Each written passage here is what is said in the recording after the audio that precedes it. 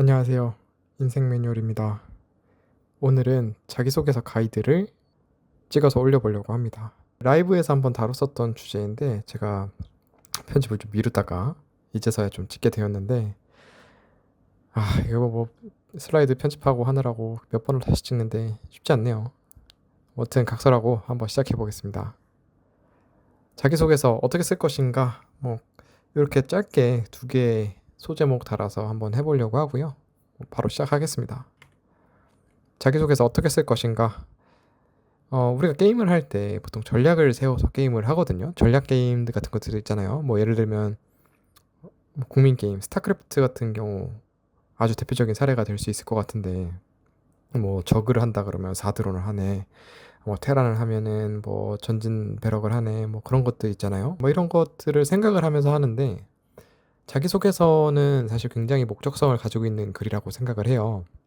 우리가 회사에다가 저를 뽑아주세요라고 그런 의도를 갖고 쓰는 글이잖아요. 근데 이제 거기에서 전략이 사실 우리가 글을 쓰다 보면 명확하지가 좀 않은 것 같은 느낌이 듭니다. 그저 질문 나오는 거에 대답하기 급하고, 사실 우리가 대답을 하는데도 명확하게 대답을 하지 못하는 경우가 많아요. 그래서 우리가 글을 쓸 때 조금 전략을 가지면 좋겠다라는 생각이 들더라고요. 다음은 이게 보통 여러분이 겪는 자기소개서 프로세스일 거예요. 먼저 본인의 가진 것에 대한 정리를 막 하기 시작을 합니다. 본인이 가진 것을 막 정리를 하다가 예를 들어서 전공을 뭘 했는지, 학위는 석사까지 했는지 박사까지 했는지, 만약에 학부연구생을 했다면 특허를 썼는지 논문을 썼는지 이런 것을 막 정리를 하기 시작하죠.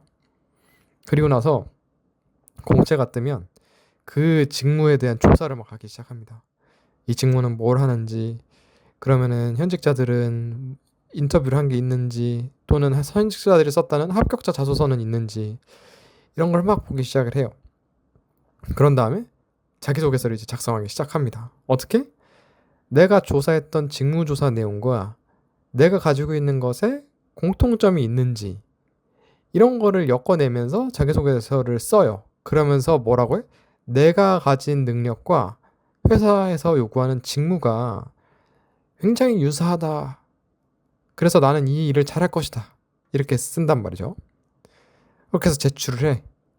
그러면은 결과가 어떻게 나와요? 서류 탈락. 이런 경우가 사실 굉장히 흔한 경우라고 생각을 합니다. 여러분들이 보시기에 이 자소서의 전략이 뭔 것 같아요? 제가 볼 때는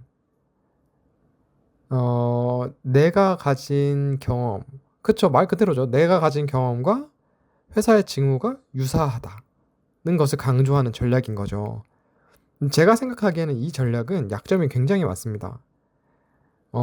왜 그러냐고 하면, 나보다 하나라도 더, 정말 병아리 눈물만큼이라도 더 회사의 직무와 유사한 경험을 한 사람이 있다고 하면 내 자기소개서는 그 순간의 경쟁력을 잃어버려요. 무슨 말이냐면, 대기업에서 하는 프로젝트들 있죠. 그런 것들을 회사에서 하는 거를 학교 단위에서 똑같이 하는 거는 사실 쉽지 않을 거거든요. 그래서 보통 유사한 경험을 하죠. 반도체를 하는데 실리콘 기반 반도체를 하는 게 아니고 전력 반도체를 한다거나, 아니면 틴필름 트랜지스터를 한다거나, 그런 식으로 산업 현장과는 다른, 하지만 실리콘 기반의 경험들을 한단 말이에요. 그런데 내가 예를 들어서 TFT를 했다고 칩시다.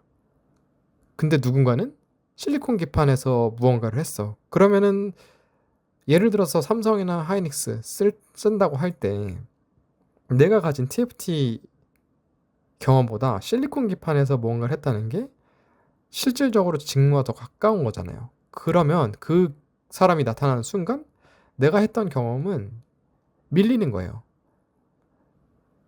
내가 쓴 자소서 전략은 그 사람이 나타나는 순간 경쟁력을 잃게 되는 겁니다.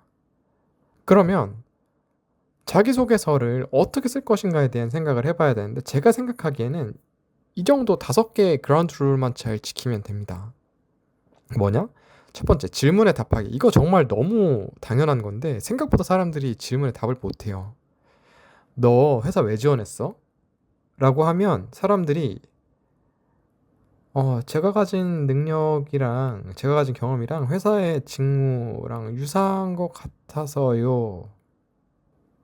라고 하거나 아니면 니 뭐 하고 싶어? 회사에서 뭐 하고 싶어? 라고 하면 제가 가진 경험이 이 정도 있으니까 뭐 좀 잘할 것 같아요. 뭐 이런 식으로 좀 둘러서 말을 하게 됩니다. 물론 그 직무에서 무엇을 하는지 명확하게 알지 못해서일 수도 있을 것 같은데 그것보다도 내가 주체적으로 뭘 하고 싶은지가 그리 안 나타나는 경우가 되게 많아요.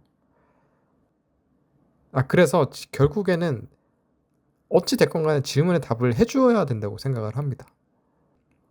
두 번째로 두괄식으로 글쓰기. 요거는 우리가 공대생들이 대부분일 테니까 공대생들 타겟으로 얘기를 하면 우리가 맨날 실험 속에서 실험 결과서 실험 레포트 쓰고 논문 쓰고 하다 보면 미괄식으로 쓰는 훈련을 굉장히 많이 합니다. 서론, 본론, 그래서 결론. 이런 식으로 대학 과정 내내 글 쓰는 연습을 하다가 자기소개서에서 두괄식으로 쓰라고 하시는데 갑자기 글 스타일을 바꾸는 게 쉽지가 않아요. 그런데 먼저 대답을 하고 그 다음에 서술을 해주는 게 글을 써놓고 보면 훨씬 잘 읽힙니다. 이거는 여러분들이 한번 직접 비교를 해보세요. 두괄식으로 쓴 거랑 미괄식으로 쓴 거랑 어떤 게 더 잘 읽히는지. 두괄식으로 써주는 게 글에 대한 집중력이 확실히 높아집니다. 그리고 미괄식으로 쓰게 되면 글이 주저리 하다 보면 결국에는 내가 무엇을 얘기하고자 하는지가 명확하지 않아지는 경우들이 많아요. 그래서 오히려 질문에 대한 답을 먼저 해주고 그 다음에 서술을 해주는 게 훨씬 읽기가 편합니다. 이건 한번 직접 해보세요. 그리고 세 번째로는 뭐뭐 했다라는 표현을 지양해야 됩니다.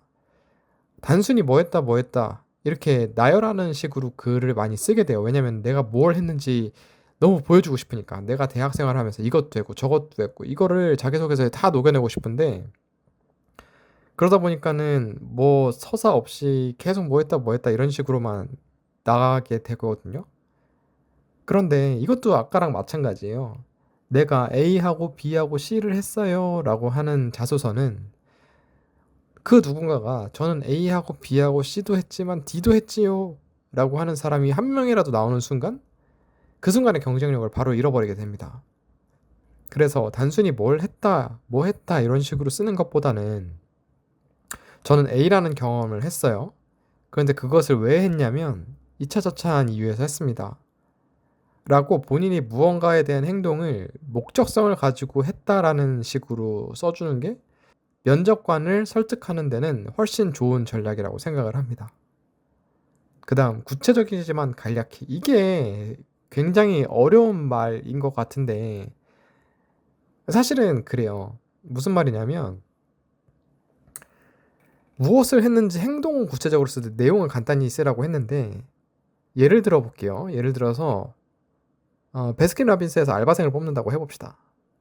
근데 나는 스타벅스에서 알바를 2년 정도 했어. 근데 베스킨라빈스 면접장에 가서 이렇게 얘기를 하는 거죠. 저는 스타벅스에서 알바를 했는데요. 저는 아메리카노도 내릴 줄 알고 라떼도 만들 줄 알고 카페 모카도 만들 줄 알아요. 라고 얘기를 하면 베스킨라빈스에서 그게 관심이 있을까요? 크게 관심 없을 것 같은데. 베스킨라빈스는 아이스크림 가게인데 내가 한창 커피 얘기만 하면 관심이 없을 거잖아요. 자기소개서도 똑같다고 생각을 합니다. 여러분이 학교에서 무언가를 굉장히 많이 하셨을 거예요. 뭐 알바도 하고 대외 활동도 하고 뭐 학부 영상도 하고 그러셨을 텐데 단순히 뭐 했다 하는 것은 사실 어쩌면 회사 입장에서는 크게 관심이 없을지도 모릅니다. 근데 이제 얘기가 이렇게 되면 달라지죠. 저는 스타벅스에서 알바를 했는데요. 제가 스타벅스에서 알바를 한 이유는 제가 워낙 소극적인 성격이었기 때문에 사람들을 많이 만나고 사람들에게 서비스를 제공하는 일을 하고 싶었기 때문입니다. 제가 스타벅스에서 이룬 경험을 가지고 베스킨라빈스에서 잘 활용한다면 더 빠르게 적응하고 손님들을 잘 맞이할 수 있을 것 같습니다라고 쓰는 것이 아까 전에 제가 예를 든 문장보다 훨씬 더 설득력이 있거나 전달이 잘 되지 않나요? 그래서 내가 뭘 했는지에 대한 것은 좀 간략히 하고 그것에 대한 행동의 원인, 왜 했는지에 대한 걸 좀 구체적으로 써주면 구체적으로 써주는 게 더 좋을 것 같다는 생각이 들어요. 그리고 다음으로 마지막으로 한 문단의 주제는 딱 하나만 전달해 주는 게 좋습니다. 이것도 아까랑 연장선인 것 같은데 여러분들이 한 게 굉장히 많아서 한 문단 안에 이것도 넣고 싶고 저것도 넣고 싶고 A랑 B랑 C랑 다 넣고 싶어요. 뭐 그래서 막 쓰는데 읽어보면 결국에는 뭘 했다는 건지 이해할 수 없는 경우가 많이 있습니다. 이것도 제가 예를 많이 드는데 그런 거예요. 혹시 A씨는 음식 뭐 좋아하세요? 라고 물어봤는데 대답을 이렇게 하는 거죠. 보통 사람들은 대답 어떻게 해요? 저는 불고기가 좋아요. 저는 피자가 좋아요. 이렇게 얘기를 하잖아요. 근데 여러분이 쓰는 자기소개서는 좀 어떤 느낌이냐면 저는 요새는 양꼬치가 좋은데요. 양꼬치는 좀 기름져서 비빔밥도 좋아하고요. 비빔밥도 좋아하긴 하는데 요새는 날씨가 좀 더우니까 냉면도 좋고요. 다 좋습니다. 이런 식으로 쓰는 느낌이 없지 않아요. 근데 그러면은 이런 대답을 들으면 질문한 사람이 뭐라고 생각할 것 같아요? 저 사람은 무슨 음식을 좋아하는 거지? 저 사람은 좋아하는 게 없네? 아니면 저 사람 다 좋아하네? 라고 생각을 하겠죠. 그런데 이것은 제가 볼 때는 질문에 대답을 못한 거예요, 결국에는. 무엇을 좋아하냐? 무슨 음식을 좋아하냐라고 물어봤는데 다 좋아해요 라고 하면은 사실 이건 질문에 대답을 못한 거죠. 그래서 질문에 대한 대답은 하나만 해주시는 게 좋습니다. 그거에 대한 내용을 구체적으로 써주는 게 좋을 것 같아요. 제가 생각하는 5가지 규칙은 요 정도 됩니다. 요 정도 지켜주시면 훨씬 자기소개서 읽는데 잘 읽힐 거라고 생각을 해요.